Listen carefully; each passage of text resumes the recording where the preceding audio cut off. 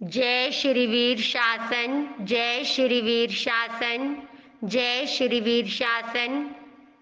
नमो अरहन्ताणे,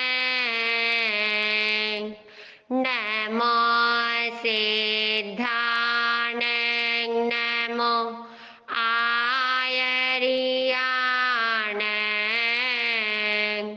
नमो उवझायाणे,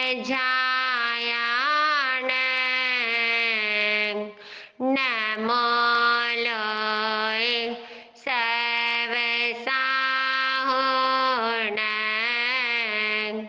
एसो पंच नमोकारो, सर्व पाप प्रणाशनो, मंगलानां च सर्वेसे, पढ़मं हवै मंगलं। बोलिए पंच परमेष्ठि महामंत्र नवकारे की जय हो।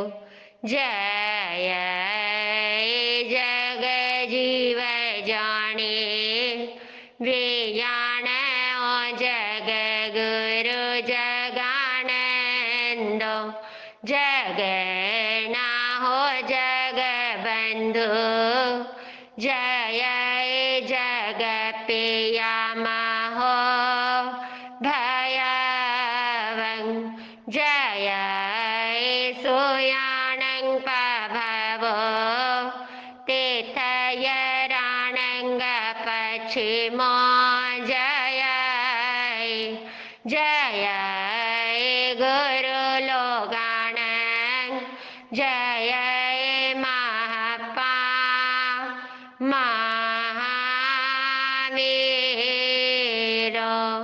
भद्रां सब जग जयगस, भद्रां जिनस वीरस, भद्रां सुरासुर नमंसेयस, भद्रां धूय कमरयस, गुण भावण गहन सुयरयण, भरेय दंसन विशुद्धर तागा, संघ नगर बदंते, अखंड चारित पागारा, संजय मतव तुम्बारयस, नमो सम्मत पारियलस, आपड़े चक सजाओ हो सया संघ चकस। बोलिए सकल चतुर्वेद श्री संघ की जय हो। अनंत केवले भगवंत की जय हो। सर्वज्ञ सर्वदर्शी तीर्थंकर महाश्रमण महाप्रभु महावीर स्वामी भगवान की जय हो। अनंत लब्धि के भंडार गंध श्री इंद्रभूति गौतम स्वामी भगवान की जय हो। अनंत उपकारी गंड श्री सुधर्मा स्वामी भगवान की जय हो। अनंत उपकारी श्री जम्बू स्वामी भगवान की जय हो। अनंत उपकारी समस्त 14 पूर्वधराचार्य भगवंत की जय हो। 20 विहरमान 11 गंडर 16 महाश्रमणियों की जय हो। अनंत उपकारी देवर्धि गणी क्षमा श्रमण महाराज की जय हो। श्री उत्तराध्ययन जी सूत्र 8वां अध्ययन कपिल केवली का। आज अंतिम गाथाएं 16 से 20। कसेनम्पि जोई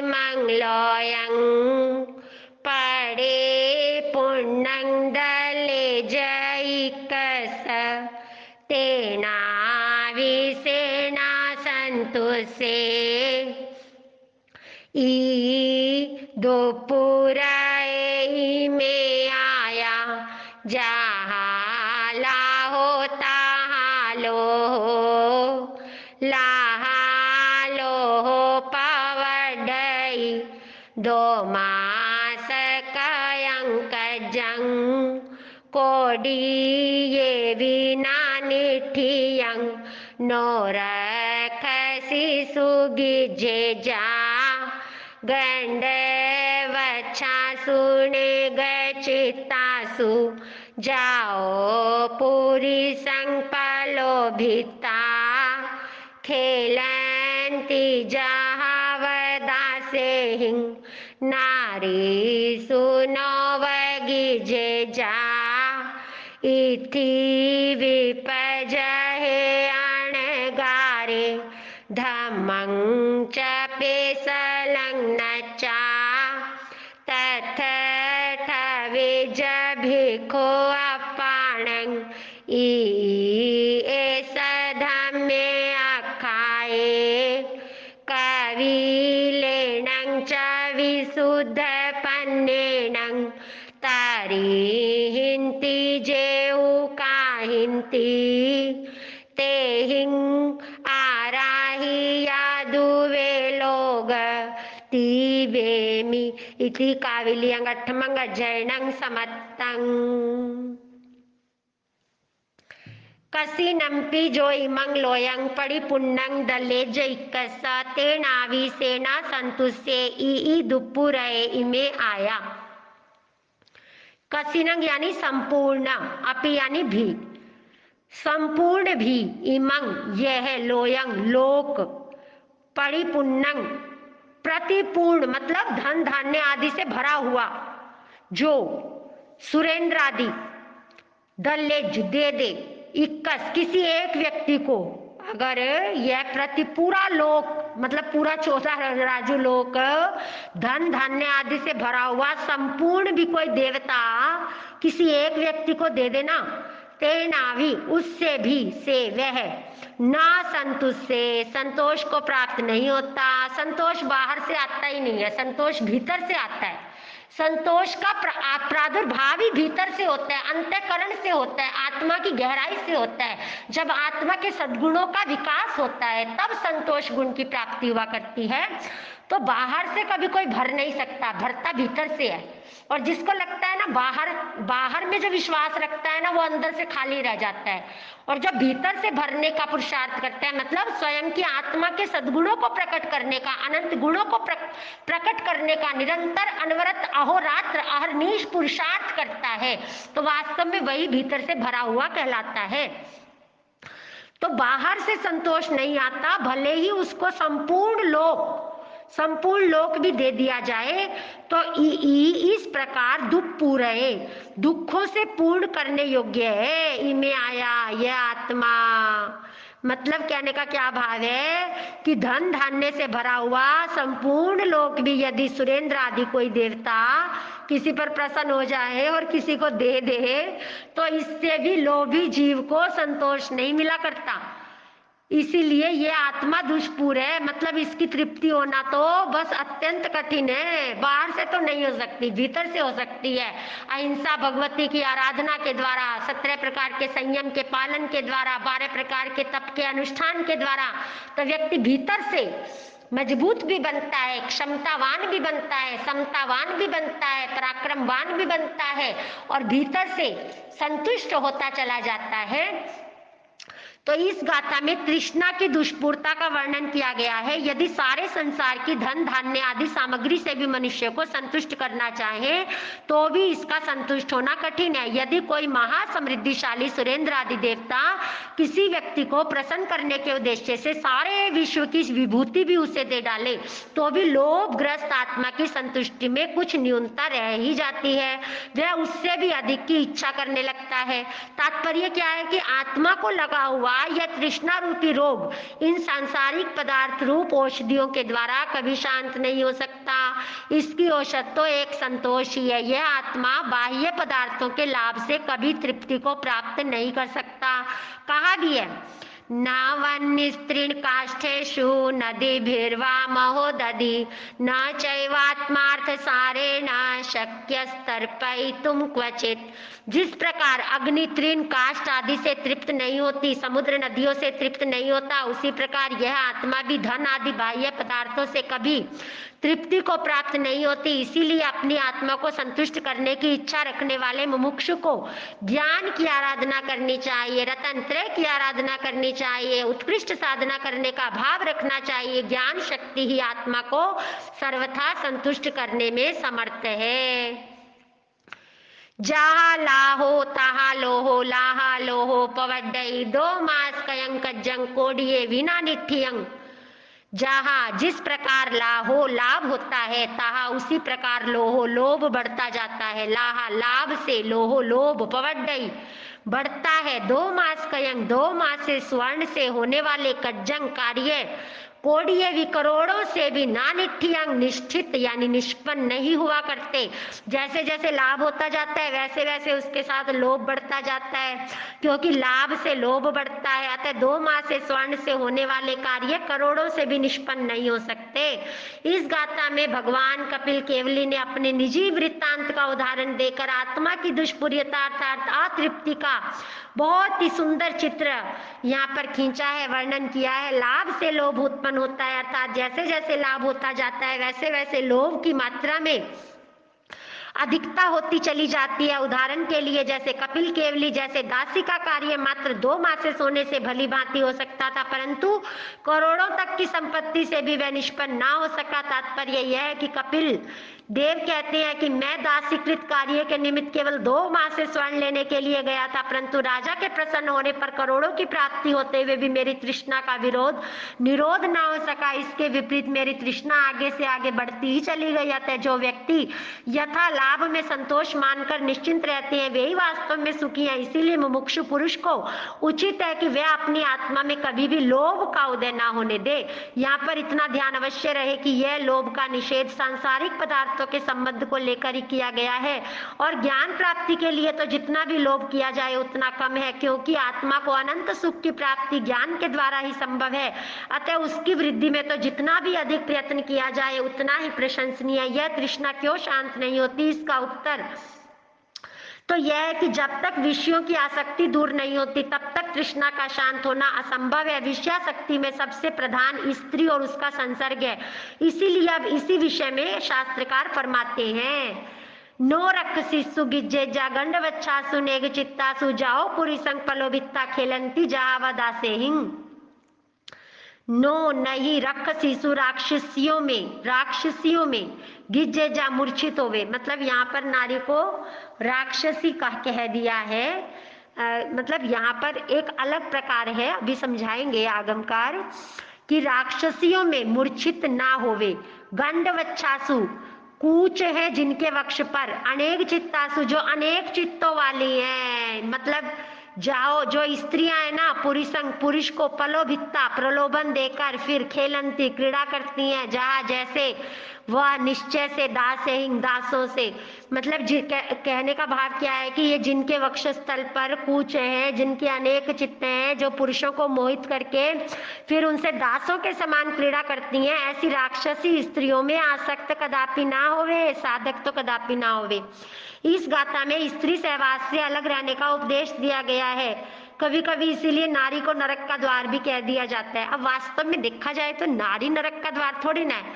अब वास्तव में देखा जाए तो नारी थोड़ी ना राक्षसी है। राक्षसी प्रवृत्ति तो हमारे भीतर है, हमारी टेंडेंसी है, हमारे भीतर का जो दुष्चिंतन है। तो ठीक है, आगमकार हैं, तो उन्होंने यहाँ पर स्त्री को राक्षसी कहने का उनका अभिप्राय है कि जिस प्रकार राक्षसी रुधिर को पीकर जीवन का विनाश कर देती है, उसी प्रकार यह स्त्री भी आत्मा के ज्ञान आदि गुणों को हरने वाली है। उसके उर स्थल में जो 2 बड़ी बड़ी मांस की गांठें होती हैं जिनको स्तन कहा जाता है, यद्यपि कामी पुरुषों ने इन कूच रूप मांस ग्रंथियों को स्वर्ण कलश के समान भी वर्णित किया है, अर्थात इनको सोने के घड़ों से भी उपमित किया है, तथापि विरक्त पुरुषों के लिए ये मांस की गांठें ही हैं। देखा जाए तो लोथड़े के समान ही है। इनके अनेक विध चित्त अर्थात अनेक मानसिक संकल्प होते हैं, अथवा ये अनेक पुरुषों की चाहना का स्थान है, या जिनका अनेक पुरुषों में चित्त रहता है। ऐसी स्त्रियों में विचारशील प्राणी को कभी भी आसक्त नहीं होना चाहिए। ज्ञानवान पुरुष को तो बचने का प्रयास ही करना चाहिए। यह स्त्रियां अनेक प्रकार के प्रलोभनों से, मेरी तो आप पर ही प्रीति है, आप ही का मेरे को आश्रय, आपके बिना तो मैं कभी जीवित भी नहीं रह सकती, इत्यादि स्नेह युक्त वचनों से कामी पुरुषों को अपने ऊपर मोहित करके फिर उनके साथ दासों की भांति बर्ताव किया करती हैं। तात्पर्य यह है कि जैसे इधर आओ उधर जाओ, यह करो वह करो, तुम बड़े ही अनुचित काम कर रहे हो, इत्यादि हल्के तुच्छ शब्दों का व्यवहार जैसे एक नौकर के साथ किया जाता है, उसी प्रकार यह सम्मोहग्रस्त कामी पुरुषों से व्यवहार करती है। इसीलिए मुमुक्षु पुरुषों को इनके जघन्य सहवास से सदा दूर ही रहना चाहिए। इस गाथा के द्वारा सूत्रकर्ता ने स्त्रियों के शरीर, मन, वाणी का वर्णन करने के साथ साथ स्त्रियों में आसक्त होने वालों पर उनकी वाणी तथा व्यवहार का जो प्रभाव पड़ता है तथा इससे प्रभावित होते हुए ऐसे पुरुष किस दशा का अनुभव करते हैं, इस बात का भी दिग्दर्शन करा दिया है। स्त्री को राक्षसी के समान कहने का एक यह भी तात्पर्य है कि संयमशील साधु पुरुषों को उनसे भय खाना चाहिए, सदा भयभीत रहना चाहिए। इसी में उनकी आत्मा का श्रेय है, कल्याण है। नारीसु नोव गिज्जेजा इत्थि विपजहे अनगारे धम्मं च पेसलंग नच्चा तत् ठविज्ज भिक्खु अप्पाणंग। नारीसु स्त्रियों में, नोव गिज्जेजा मूर्छित ना हो, इत्थि स्त्रियों को, अनगारे अनगार साधु, विपजय छोड़ दे, धम्मंग धर्म को, च निश्चयार्थक है, पेसलंग सुंदर, नच्चा जानकर, तत्व उस धर्म में, भिक्खु साधु, अप्पाणंग अपनी आत्मा को ठविज्ज स्थापित करे। अब कपिल केवली अपने अनुभव से कह रहे हैं, उन्होंने उसको अनुभूत किया है तो उनका वो अनुभूति गम्य है। तो इसीलिए अब आए तो अध्ययन करने थे और किस प्रकार से उनका जो है वो कर्म उदय में आया, उसके वशीभूत हुए, लेकिन उनकी सरलता ने उनको केवली बना दिया। तो हमें सरल रहना चाहिए। ठीक है, कभी कर्म उदय में आ जाता है, उदय कर्म के वशीभूत भी हो जाता है, कोई भी व्यक्ति छद्मस्त होता है, वीतराग तो कोई होता नहीं है, परंतु जहां तक हो सके अपनी सरलता को बना करके रखने का प्रयास करना चाहिए। तो सरलता रहेगी तो जीवन में विनम्रता रहेगी, विनम्रता रहेगी तो विनम्रता सद्गुणों की जननी है। अब कोई कर्म उदय में आ गया, उदय कर्म के वशीभूत भी हो गया, तो उसका पश्चाताप हो जाएगा, निंदा हो जाएगी, आलोचना हो जाएगी, गणना हो जाएगी, आत्मशुद्धि हो जाएगी। लेकिन अगर भीतर छल कपट कर लिया, माया शल्य रख लिया तो, या निदान शल्य कर लिया, तो फिर तो आत्मा का बड़ा भारी पतन हो जाएगा और संसार परिभ्रमण होगा ही होगा निश्चित रूप से। तो इसीलिए विचारशील साधु स्त्रियों में आसक्त ना हो, उनके संग को अंतःकरण से त्याग दे साधु। और कभी ना कर्म ज्यादा उदय में आए ना तो व्यक्ति को आगम की गाथाओं का अवश्य में चिंतन करना चाहिए। और विशेष रूप से ना अपने चतुर्थ महाव्रत की सुरक्षा के लिए साधक को श्री दशवें कालिक जी सूत्र की जो चूलिकाएं है ना, पीछे 2 चूलिकाएं, उनका अध्ययन जरूर करना चाहिए। तो उससे मन के अंदर सुदृढ़ता आती है, आत्मा की शक्ति मिलती है और विजय मिलती है। तो शास्त्रों में सर्व अधर्मों का मूल मैथुन को बताया गया है। साधु को चाहिए कि वह ब्रह्मचर्य रूप धर्म को अति सुंदर सर्वोत्कृष्ट जानकर उसी में अपनी आत्मा को स्थापित करे। अतः मैथुन रूप अधर्म को साधु सर्वथा परित्याग करके ब्रह्मचर्य रूप तवे सुवा उत्तमं ब्रह्मचर्यम, ब्रह्मचर्य रूप उत्तम धर्म में अपनी आत्मा को स्थिर करना चाहिए। इस प्रकार करने से वह अपने अभीष्ट स्थान पर पहुंच सकता है। पूर्व गाथा में स्त्री के त्याग का वर्णन कर दिया गया है और फिर दोबारा भी इस गाथा में उसी के त्याग का नारी शब्द के द्वारा जो विधान किया गया है, उसका अभिप्राय यह है कि पूर्व गाथा में वर्णित स्त्री शब्द केवल मनुष्य जाति ही स्त्री का ही बोधक है। इस गाथा में आए नारी और स्त्री शब्द से सभी प्रकार की अर्थात देव और त्रियंत संबंधी सभी स्त्रियों का ग्रहण है, इसीलिए पुनरुक्ति दोष की संभावना नहीं है। सारांश है कि संयमशील साधु को ब्रह्मचर्य रूप सर्वोत्तम धर्म में ही अपनी आत्मा को सर्वथा स्थिर रखकर मोक्ष सुख की प्राप्ति में प्रयत्नशील बनना चाहिए। और जीवन के अंदर जब कर्म उदय में आते हैं ना, तो उस समय बस वही अवसर होता है अपनी आत्मा की शक्तियों को जागृत करने का तपस्या के द्वारा। अब उस समय आप कर्मों से हारते हैं या कर्मों पर विजय प्राप्त करते हैं, तो अगर आपने अपनी आत्मा की शक्तियों को बढ़ाने का काम कर लिया, अपने गुरुजनों की चरण शरण ले ली, तो आपको विजय मिलेगी। और यदि आप उन्मार्गगामी बन गए और आपने उसको अपने भीतर एक प्रकार से जैसे माया का सेवन कर लिया, गलती की ऊपर से माया का सेवन किया, तो फिर तो संसार बढ़ेगा ही बढ़ेगा।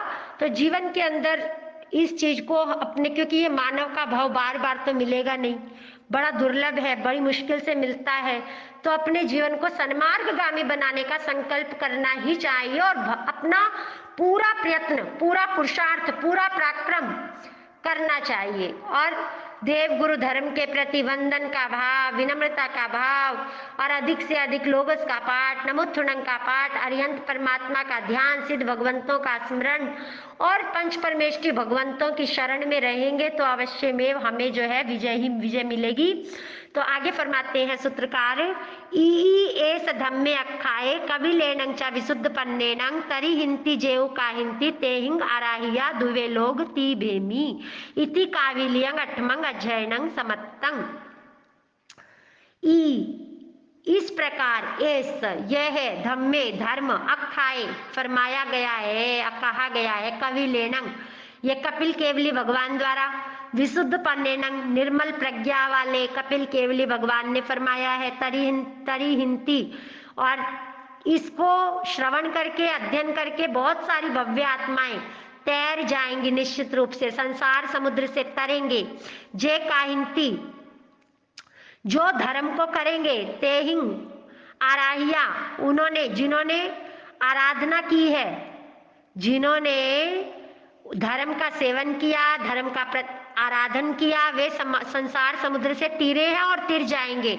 और उन्होंने मानो दोनों लोगों का आराधन कर लिया, दुवे लोग आराहिया, जिन्होंने धर्म का अपने जीवन के अंदर सेवन कर लिया, धर्म का सेवन करेंगे, कर रहे हैं, वे संसार समुद्र से पार हुए भी हैं और होंगे भी।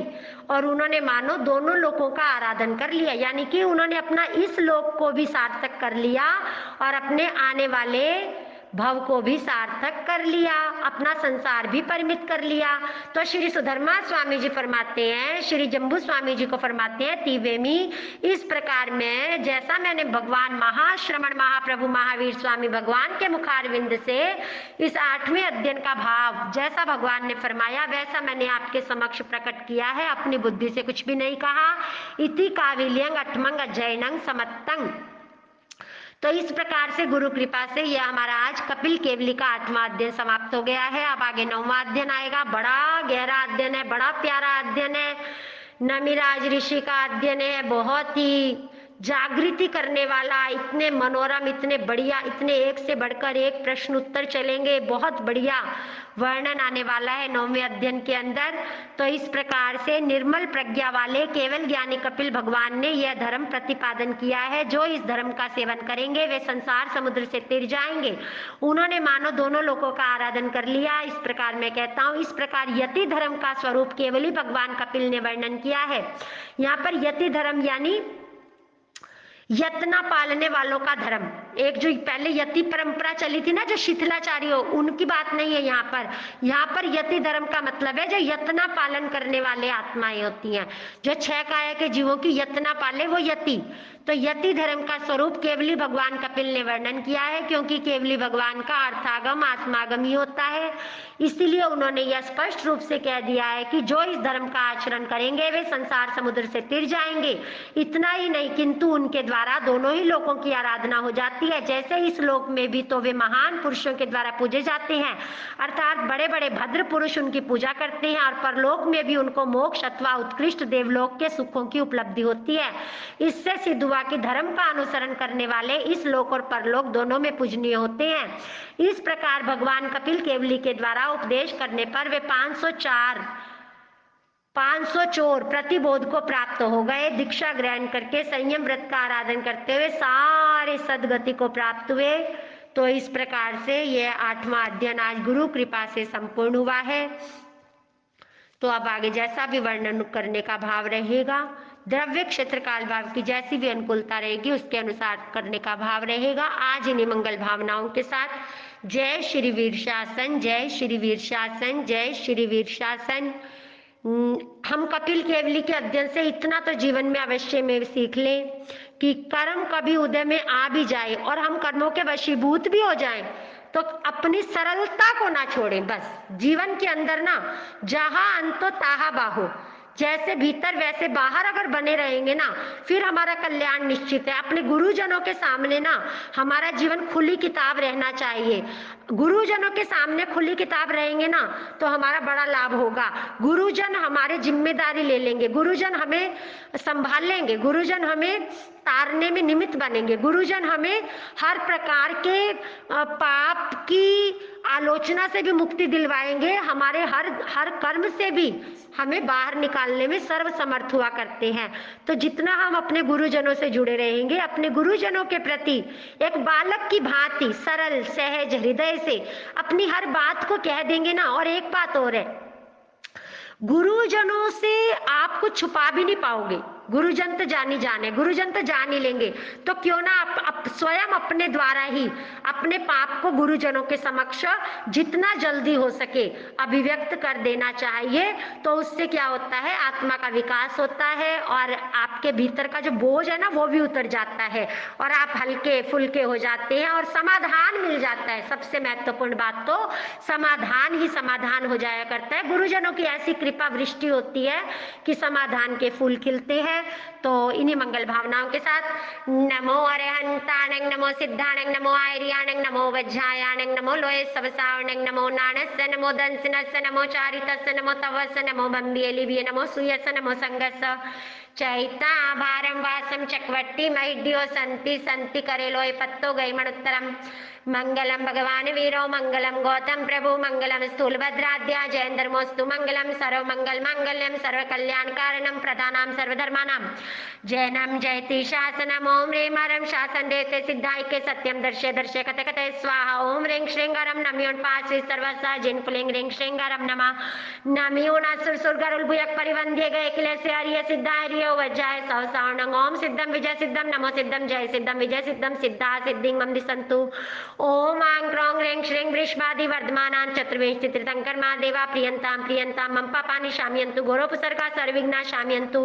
ओम ह्रीं चतुर्दश पूर्वेभ्यो नमो नमः। ओम ह्रीं चतुर्दश पूर्वतरेभ्यो नमो नमः। नमोत्तुनं द्वासं धारिणं मुनिवस्सानं। ओम रन्मुक्कमलवासिनी पापात्मक शंकरी श्रुत ज्ञान ज्वाला सहस्र ज्वलिते सरस्वती मत पापम आनंद देशांग शिंग शुंग शुंग क्षेत्रले अमृत संभवे मंग मंग ओंग ओंग स्वाहा। चत्तारि मंगलम अरहंता मंगलम सिद्धा मंगलम साहु मंगलम केवली पणत्तो धम्मो मंगलम।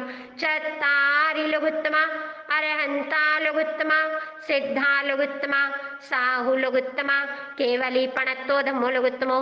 चत्तारि शरणं पवज्जामि अरहन्ते शरणं पवज्जामि सिद्धे शरणं पवज्जामि साहु शरणं पवज्जामि केवली पणत्तं धम्मं शरणं पवज्जामि। पहला शरणा अरहंत जी का, दूसरा शरणा श्री सिद्ध भगवंत जी का, तीसरा शरणा साधु जी का, चौथा शरणा धर्म का। ये चार शरणे दुख हरने सुख करने मंगल करने अक्षय आनंद भरने अभय करने सुख साता समाधि भरने।